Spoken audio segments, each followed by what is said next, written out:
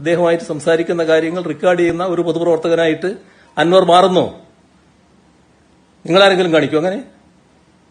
നമ്മൾ ആരുമായിട്ടല്ല സംസാരിക്കുന്ന കാര്യങ്ങൾ റെക്കോർഡ് ചെയ്യലാണോ സാധാരണഗതിയിൽ ഒരു പൊതുപ്രവർത്തകൻ? പക്ഷെ ആ കാര്യങ്ങൾ അദ്ദേഹം റെക്കോർഡ് ചെയ്ത് പരസ്യമായിട്ട് കാണിക്കുന്നു. ഇതിനകത്ത് ശ്രദ്ധിക്കേണ്ട ഒരു കാര്യം, അദ്ദേഹം തന്നെ, അൻവർ തന്നെ നേരത്തെ വ്യക്തമാക്കിയിട്ടുണ്ട്. നേരത്തെ അദ്ദേഹത്തിന് ഈ മറുനാടൻ മലയാളിയുമായിട്ട് ബന്ധപ്പെട്ടുള്ള വിഷയത്തിൽ അദ്ദേഹത്തെ അറസ്റ്റ് ചെയ്യാത്തതിൽ ഈ അജിത് കുമാറാണ് അതിന്റെ ആള് എന്ന് പറഞ്ഞുകൊണ്ടുള്ള പരാതി ഉണ്ടായിരുന്നു. ആ പരാതി ഒരു ഘട്ടത്തിൽ എന്നോടും പറഞ്ഞിരുന്നു അദ്ദേഹം, ഇത് ഇങ്ങനെയാണെന്ന്. പക്ഷെ എന്റെ പരിശോധനയിൽ അത് അങ്ങനെ ഒരു വസ്തുത എന്റെ ബോധ്യത്തിലില്ല. അന്ന് പോലീസിലും അന്വേഷിച്ച് നോക്കുമ്പോൾ അതിന്റേതായ നടപടിക്രമങ്ങൾ അവർ പാലിച്ചിട്ടുണ്ട്. പക്ഷെ അവർക്ക് അറസ്റ്റ് ചെയ്യാൻ പറ്റിയില്ല എന്നുള്ളത് മാത്രമേ മനസ്സിലാക്കിയിട്ടുള്ളൂ. പിന്നെ മറുനാടൻ മലയാളിയുടെ ഏറ്റവും കടുത്ത വിമർശനത്തിന് വിധേയനാകുന്ന ആരാണെന്ന് നിങ്ങൾക്ക് എല്ലാവർക്കും അറിയാമല്ലോ.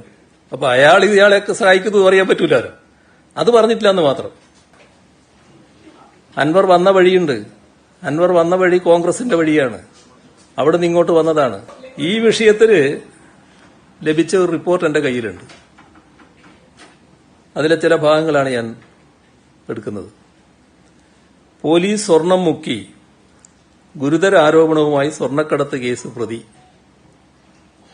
ആരാ? സ്വർണ്ണക്കടത്ത് കേസിലെ പ്രതി പോലീസിനെതിരെ ഗുരുതര ആരോപണവുമായി രംഗത്ത് വരികയാണ് എന്ന തലക്കെട്ടോടെ ഒരു വാർത്താ ചാനലിൽ മുഖം തിരിഞ്ഞിരിക്കുന്ന ഒരാൾ നടത്തുന്ന വെളിപ്പെടുത്തലിനെക്കുറിച്ച് അന്വേഷിച്ചതിൽ ലഭിച്ച വിവരങ്ങൾ. ഇത് പൊതുസമൂഹം അറിയുന്നത് നല്ലതാണെന്നുള്ളതുകൊണ്ടാണ് ഞാനിപ്പോൾ വെളിപ്പെടുത്തുന്നത്. ബാക്കി അന്വേഷണം നടക്കട്ടെ, അതിന്റെ ഭാഗമായിട്ട് കാര്യങ്ങൾ വരട്ടെ. പക്ഷെ ഇത് നാട് അറിയേണ്ടതായിട്ടുണ്ട്. 2023 ഡാൻസാഫ് പിടികൂടി രജിസ്റ്റർ ചെയ്ത കേസുമായി ബന്ധപ്പെട്ടാണ് ഈ ആരോപണം ഉണ്ടായിട്ടുള്ളത്. പിടികൂടിയത് 1200 ഗ്രാം സ്വർണമാണെങ്കിലും കോടതിയിലെത്തിയത് 950 ഗ്രാമിൽ താഴെ മാത്രമാണെന്നാണ് ആരോപണം. സ്ഫോടനാത്മകമായ വാർത്തയല്ലേ? 1200 ഗ്രാം പിടികൂടി, കോടതിയിലെത്തുമ്പോൾ വെറും 950 ഗ്രാം മാത്രമേ ഉണ്ടായുള്ളൂ. ബാക്കി 250 ഗ്രാം എവിടെ പോയി? ഇതാണല്ലോ അതിന്റെ വ്യംഗ്യം. അപ്പൊ അതില് ഒരു വിശദീകരണം വരുന്നത് 1000 ഗ്രാമിനും 1500 ഗ്രാമിനും ഇടയിൽ വരുന്ന സ്വർണം കടത്തിയതുമായി ബന്ധപ്പെട്ട് 2023 17 2022 വർഷത്തിൽ 27 2024 6 കേസുകൾ പിടിച്ചതായാണ് റിപ്പോർട്ടുള്ളത്. സ്വർണം പിടികൂടിയാൽ നിശ്ചിത നടപടിക്രമങ്ങൾ പാലിച്ചാണ് ബന്ധപ്പെട്ടവരുടെ സാന്നിധ്യത്തിൽ തൂക്കുന്നതും വേർതിരിച്ചെടുക്കുന്നതും ബന്ദോബസ്തിലെടുക്കുന്നതും. അതായത് സ്വകാര്യമായിട്ടല്ല. ആരൊക്കെയാണോ അതിന്റെ ആൾക്കാർ അവരെല്ലാം മുമ്പിൽ വെച്ചാണ് ഇത് ചെയ്യുന്നത്. ഇതിന്റെ തൂക്കലും വേർതിരിച്ചെടുക്കലും ബന്ദോബസ്തിലെടുക്കലും ഒക്കെ. ഈ റിപ്പോർട്ട് പ്രകാരം 2022, 2023, 2024 വർഷങ്ങളിൽ 1000 ഗ്രാമിനും 1500 ഗ്രാമിനും ഇടയിൽ സ്വർണം കടത്തിയതുമായി ബന്ധപ്പെട്ട് പിടികൂടിയവരുടെയും പിടികൂടിയ സ്വർണത്തിന്റെയും വേർതിരിച്ചെടുക്കുമ്പോൾ ലഭിച്ച സ്വർണത്തിന്റെയും കണക്കും വേർതിരിച്ചെടുക്കുമ്പോൾ വന്ന വ്യത്യാസവും കൃത്യമായി രേഖപ്പെടുത്തിയിട്ടുണ്ട്. എങ്ങനെയാ വ്യത്യാസം? ചില ആളുകൾ സ്വർണം കടത്തുന്നത് ധരിച്ചിരിക്കുന്ന വസ്ത്രത്തിലും അടിവസ്ത്രത്തിലുമൊക്കെയാണ്. അത് നേരെ സ്വർണ്ണാട വെക്കുകയല്ല. അത് വസ്ത്രമടക്കമുള്ള തൂക്കമാണ് പിടിക്കുന്ന അവസരത്തിൽ കാണിക്കുന്ന തൂക്കം. ഇത് വസ്ത്രം വേർതിരിച്ചെടുക്കണമെങ്കിൽ കത്തിച്ച് വേർതിരിക്കണം. വസ്ത്രം കത്തിച്ച് വേർതിരിച്ചെടുക്കുന്ന സ്വർണത്തിന്റെ തൂക്കമാണ് രണ്ടാമത് കാണിക്കുന്നത്. ഈ പാന്റിനോട് ചേർത്തിട്ടാണെങ്കിൽ അതിന്റെ തൂക്കമാണ് കാണിക്കുക. അപ്പോൾ പിന്നെ കത്തിച്ചെടുത്തിട്ട് കിട്ടുന്ന സ്വർണ്ണമാണ് യഥാർത്ഥ സ്വർണം. അതിന്റെ തൂക്കമാണ് പിന്നെ കാണിക്കുന്നത്. ഇതാണ് രണ്ടളവുകളും തമ്മിൽ വ്യത്യാസം വരുന്നതിന് കാരണം. ഉദാഹരണത്തിന് 2022 ആഗസ്റ്റ് 8 പിടിച്ച സ്വർണം പാന്റിലും അടിവസ്ത്രത്തിലും ലെയറായി തേച്ച് പിടിപ്പിച്ച രീതിയിലാണ് സ്വർണം കൊണ്ടുവന്നത്. കട്ടിയായിട്ടല്ല, ബിസ്ക്കറ്റായിട്ടല്ല, ഇങ്ങനെ തേച്ച് പിടിപ്പിച്ചിരിക്കുക. വസ്ത്രങ്ങൾ ഉൾപ്പെടെ തൂക്കിയപ്പോൾ 1519 ഗ്രാം. വസ്ത്രങ്ങളിൽ നിന്ന് വേർതിരിച്ചെടുത്തപ്പോൾ 978.85 ഗ്രാം. ഇതാണ് വ്യത്യാസം. ഗൾഫ് രാജ്യങ്ങളിലെ പൌഡർ രൂപത്തിലുള്ള സ്വർണം വാങ്ങി ചില വസ്തുക്കൾ ചേർത്ത് മിശ്രിതമാക്കിയതിനു ശേഷം ക്യാപ്സ്യൂൾ രൂപത്തിലാക്കി ശരീരത്തിനകത്ത് വെച്ച് കൊണ്ടുവരുന്നു. അതറിയാലോ എങ്ങനെയാണ്. പൗഡർ രൂപത്തിലുള്ള സ്വർണം മെറ്റൽ ഡിറ്റക്ടർ പരിശോധനയിൽ കണ്ടെത്താതെ ഇരിക്കുന്നതിന് വേണ്ടിയാണ് ഇപ്രകാരം കടത്തുന്നത്. ഇങ്ങനെയുള്ള ക്യാപ്സ്യൂൾ മിശ്രിതം വേർതിരിക്കുമ്പോൾ സ്വർണത്തിന്റെ യഥാർത്ഥ തൂക്കം ക്യാപ്സ്യൂളിന്റെ തൂക്കത്തേക്കാൾ കുറവായിരിക്കുമെന്നാണ് ഈ റിപ്പോർട്ട് പറയുന്നത്. ഇത് ഒരു റിപ്പോർട്ട് മാത്രമാണ്, എന്റെ കയ്യിൽ കിട്ടിയുള്ള റിപ്പോർട്ടാണ്. ഇതുകൊണ്ടെല്ലാം അവസാനിക്കുകയല്ല. ഇത് ഉയർന്നു വന്ന കുറെ കാര്യങ്ങളുണ്ട്, അതെല്ലാം സംബന്ധിച്ച് ഗൌരവമായി അന്വേഷിക്കുക തന്നെ ചെയ്യും. പക്ഷെ ഇത് നാം കാണേണ്ടതായിട്ടുണ്ട്. ഈ കുറ്റവാളികളെ മഹത്വവൽക്കരിക്കരുത്. ഈ സ്വർണ്ണക്കടത്തുമായി ബന്ധപ്പെട്ട് കുറ്റം ചെയ്തയാളെ പിടികൂടി അയാൾ വന്ന് ചാനലിന് മുമ്പിൽ വന്ന് പോലീസുകാരെ കുറ്റപ്പെടുത്തി പറയുമ്പോൾ അതെന്തോ ഒരു മഹാകാര്യം കിട്ടിപ്പോയി എന്ന മട്ടിലല്ല കാണേണ്ടത്. അയാൾ നിയമവിരുദ്ധമായ കാര്യങ്ങൾ ചെയ്തു, അതിന് പിടികൂടുകയാണ് ചെയ്തത്. അതിന്റെ ഭാഗമായി പോലീസിനെ നിർവീര്യമാക്കുക എന്നുള്ള ഉദ്ദേശത്തോടെ ഉള്ള ഇടപെടലാണ് ഇവിടെ നടക്കുന്നത്. ഈ കഴിഞ്ഞ വർഷങ്ങളിൽ സംസ്ഥാനത്തിന്റെ വിവിധ ഭാഗങ്ങളിൽ പോലീസ് പിടികൂടിയ കള്ളക്കടത്ത് സ്വർണം, ഹവാല പണം, അതിന്റെ കണക്കുകൾ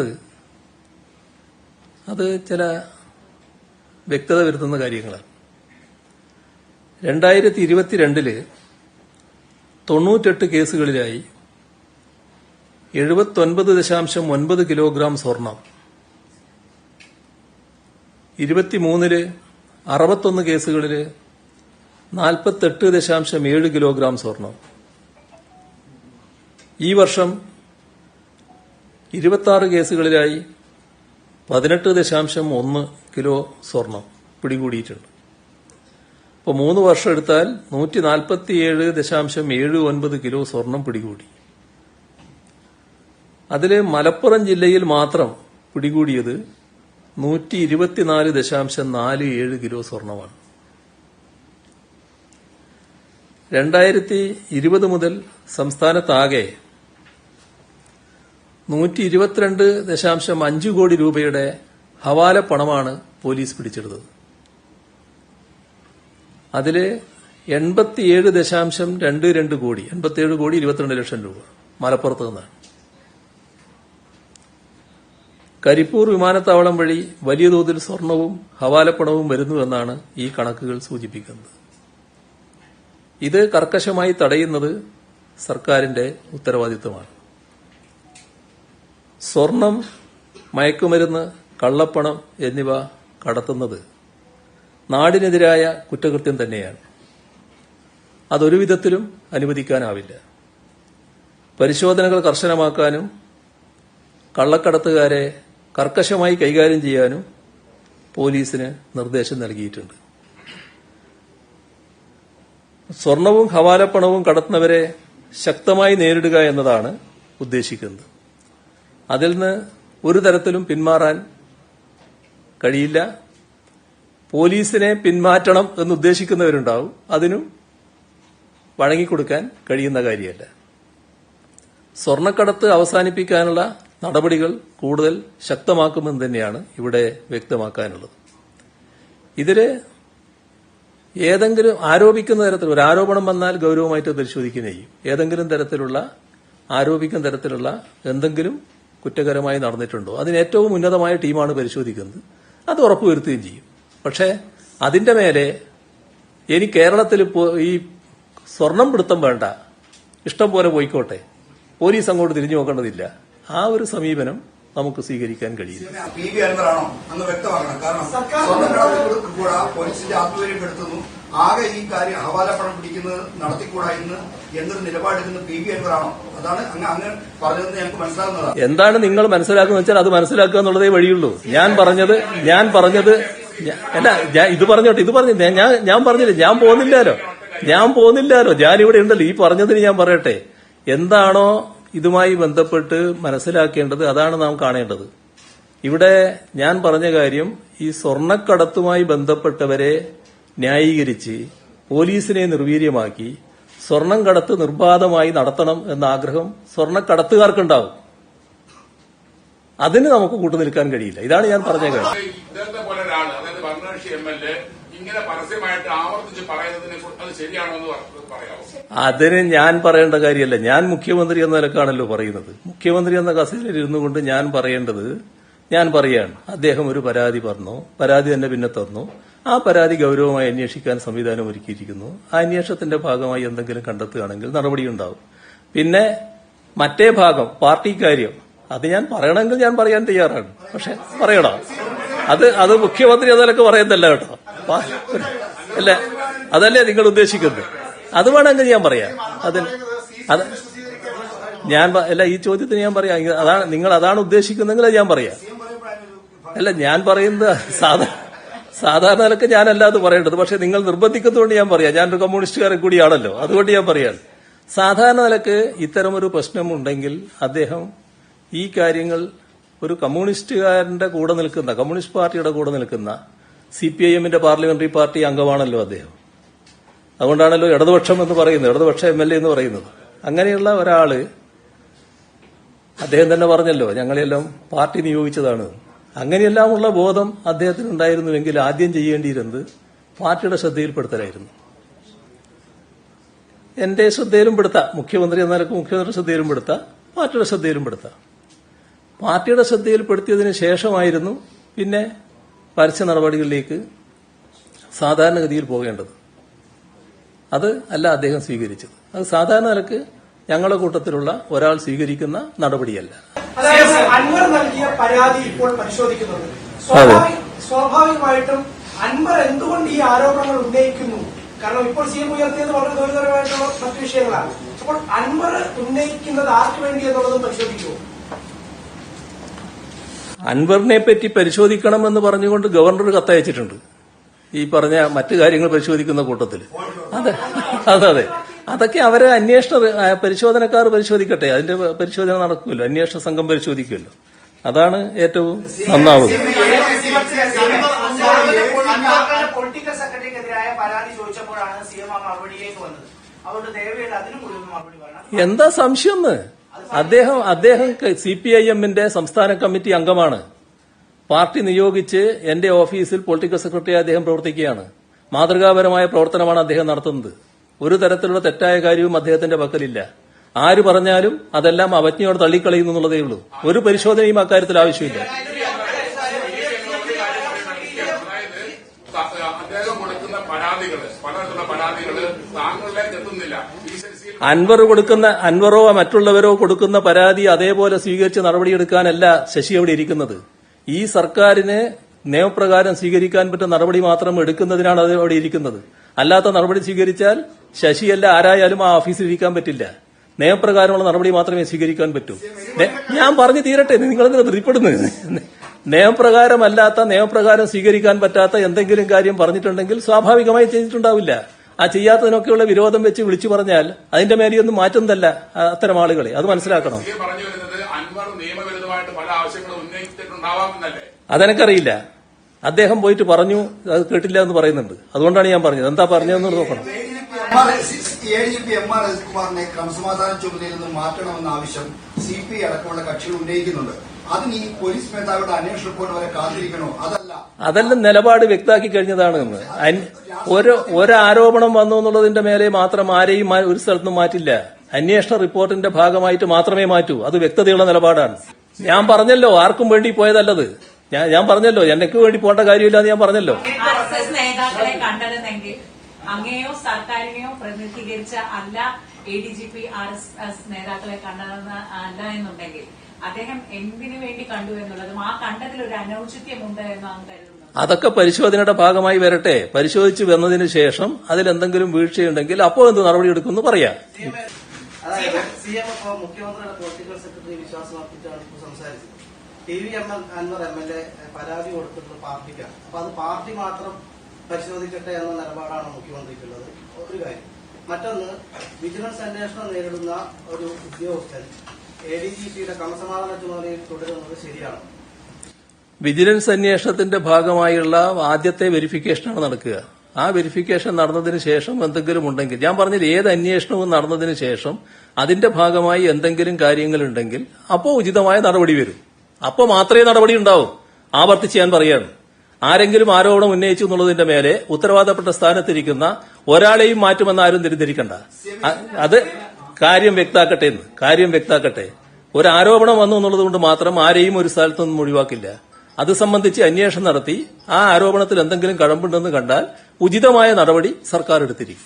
അറിയാവുന്നതാണ് സിപിഐയുടെ പ്രകാശ് ബാബു, അദ്ദേഹമാണ് ഈ അദ്ദേഹം മണ്ഡലത്തിൽ എനിക്കറിയില്ല. അദ്ദേഹം ജനകത്തിൽ വളരെ വിശാലമായ ലേഖനം 2 വട്ടം പരസ്യമായിട്ട് പറഞ്ഞ് അതിനാണ് ഞാൻ പറഞ്ഞല്ലോ എന്റെ നിലപാട് വ്യക്താക്കിയല്ലോ. ആ നിലപാട് ഞാൻ പറഞ്ഞല്ലോ, വ്യക്താക്കിയല്ലോ. അൻവറിന്റെ കാര്യം എന്താ മനസ്സിലായത് ഈ സ്വർണ്ണക്കടത്തുകാർക്കും അതുപോലെ തന്നെ ഇത്തരം ആളുകൾക്കും വേണ്ടിയാണ് അൻവർ അക്കാലത്തുമായി വന്നത് എന്നാണ്. അങ്ങനെയാണ് അങ്ങേക്ക് സംശയം? അങ്ങയുടെ ബോധ്യം അതാണ്? നിങ്ങളെ സംശയം അതാണെങ്കിൽ നിങ്ങൾ പറഞ്ഞോളൂ, എന്റെ വായിലുണ്ട. ഞാൻ പറഞ്ഞ കാര്യം പരസ്യമായിട്ട് പറഞ്ഞു കഴിഞ്ഞല്ലോ. അത് എന്റെ മേലെ ഇട്ടിട്ട് തന്നെ രക്ഷപ്പെടുത്താൻ നോക്കണ്ട. രണ്ടാഴ്ച മുമ്പാണ് നേരിട്ട് കണ്ടത്. ആ സമയത്ത് തന്നെ അൻവറിനോട് പറയാമായിരുന്നല്ലോ സിഎമ്മിന് ഇങ്ങനെ പരസ്യമായി പറയാൻ പാടില്ല. അതിനുശേഷം ഗുരുതരമായ ആരോപണങ്ങൾ അൻവർ ഉന്നയിക്കുന്നുണ്ട്. അൻവറിനോട് ഞാൻ പറയേണ്ടത് അങ്ങനെയല്ല. സാധാരണഗതിയിൽ ചെയ്യേണ്ട കാര്യം എന്താണെന്ന് പറഞ്ഞാൽ, ഇപ്പൊ അൻവർ പറയുന്നില്ലേ മുഖ്യമന്ത്രിയുടെ ഓഫീസിൽ നിന്ന് വിളിച്ചു, ഞാൻ ഫോൺ ഓഫ് ചെയ്തു എന്ന്.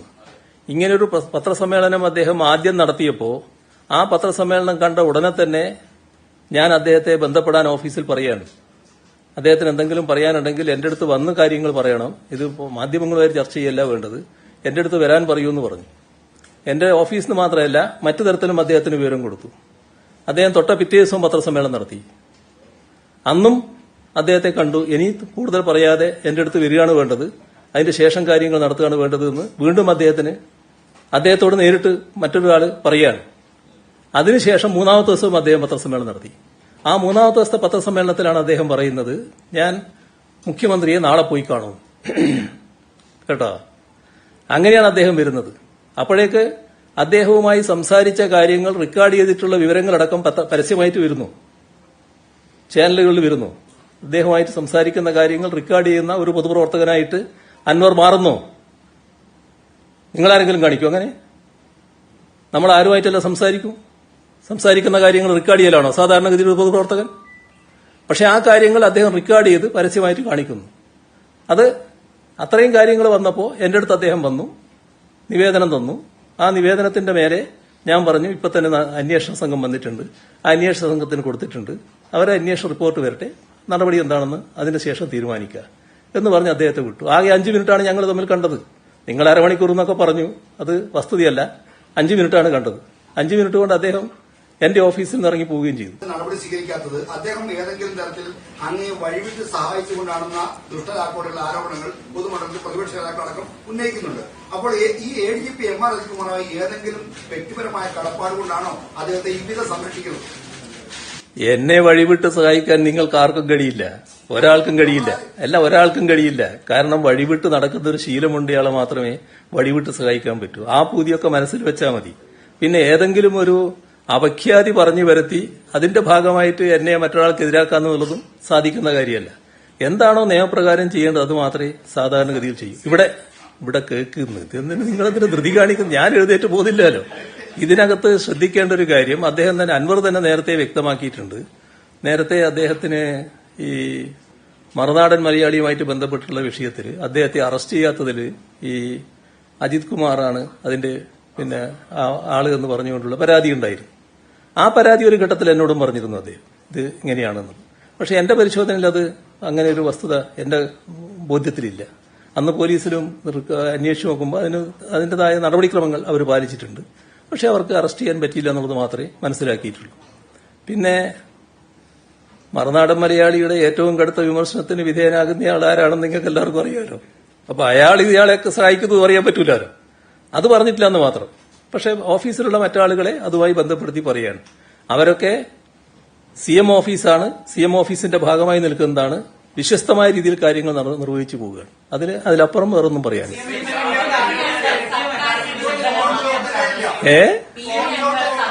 ദുർബലമാക്കാനാണോ ഈ ശ്രമിക്കുന്നത്? ആവർത്തിച്ചുള്ള പരസ്യമായ വെളിപ്പെടുത്തലുകൾ ഇന്ന് മുഖ്യമന്ത്രി മാധ്യമങ്ങളെ കാണുന്നതിന് കുറച്ചു മുമ്പ് അദ്ദേഹം വീണ്ടും വളരെ ഗുരുതരമായ ആരോപണങ്ങൾ ADGPക്കെതിരെ ഉയർത്തുന്നു. അപ്പോൾ ഈ രീതിയിൽ നിരന്തരമായ അദ്ദേഹത്തിന്റെ തുടർച്ചയായി പറഞ്ഞുകൊണ്ടിരിക്കുന്നതിന്റെ ഭാഗമായിട്ടാണ് ഞാനും ഇങ്ങനെ പറയുന്നത്. ഇനി വേണമെങ്കിൽ ഞാനും തുടർച്ചയായി പറഞ്ഞുകൊണ്ടിരിക്കും. ഇവിടെ നിർത്താം.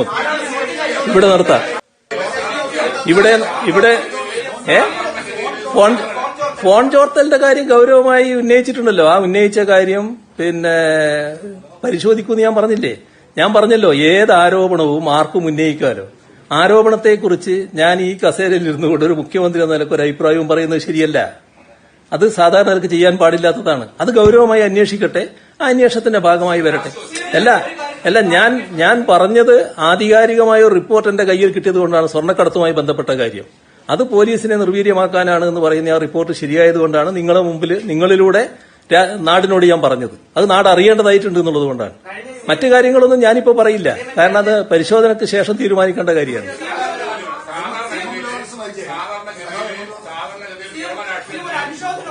അല്ല ഞാൻ പറയും.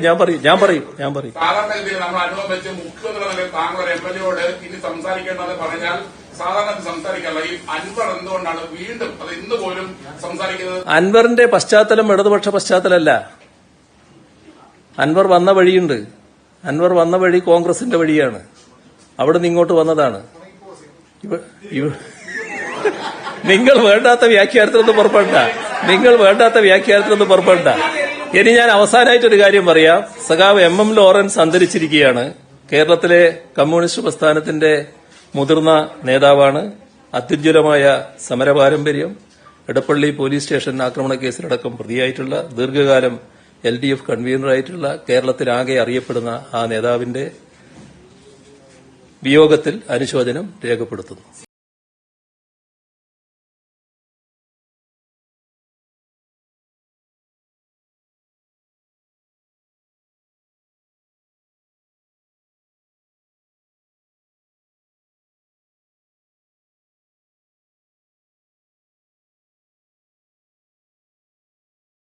അൻവറിന്റെ പശ്ചാത്തലം ഇടതുപക്ഷ പശ്ചാത്തലമല്ല.